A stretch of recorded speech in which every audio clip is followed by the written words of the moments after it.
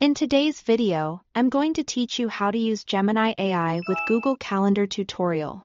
By the end, you'll know exactly how to connect Gemini to your calendar and use it to plan, check availability, and create events with simple prompts. First, open a desktop browser and go to Gemini. Google.com or launch the Gemini mobile app if you prefer using your phone. Give it a moment to load and make sure your connection is stable so everything syncs quickly. Next, sign in with the same Google account that you use for your calendar. This is important because Gemini can only access the calendar that's tied to the account you are currently using. If you manage multiple Google accounts, glance at your profile photo in the corner to confirm you are in the right one.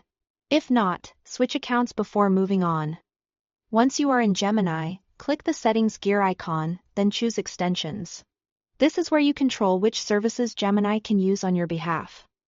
Think of it as the bridge between Gemini and your Google Workspace tools. Now, toggle on the Google Workspace extension.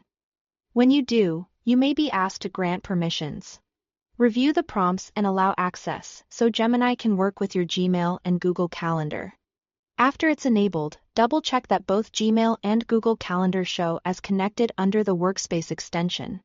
If anything looks out of sync, turning the toggle off and back on can refresh the connection. You can always revisit these settings later to review or change permissions. With the extension ready, head to Google Search and use the AI prompt area to interact with Gemini. Type your request clearly and include the @ symbol to direct the right tool. For example, use fake Google Calendar followed by what you want. Like create an event for Friday at 3 p.m. What's on my calendar tomorrow? Or, find a 30-minute slot next week for a planning session. The @ of mention helps ensure your request goes straight to calendar, rather than a general web answer. As you type, be specific with dates, times, and durations. If Gemini suggests a draft event, review the details and confirm. You can also refine your prompt, like changing the time or adding a video link. And Gemini will update the event accordingly. If you ever see a permissions reminder, follow the prompt to keep the connection active. And that's it.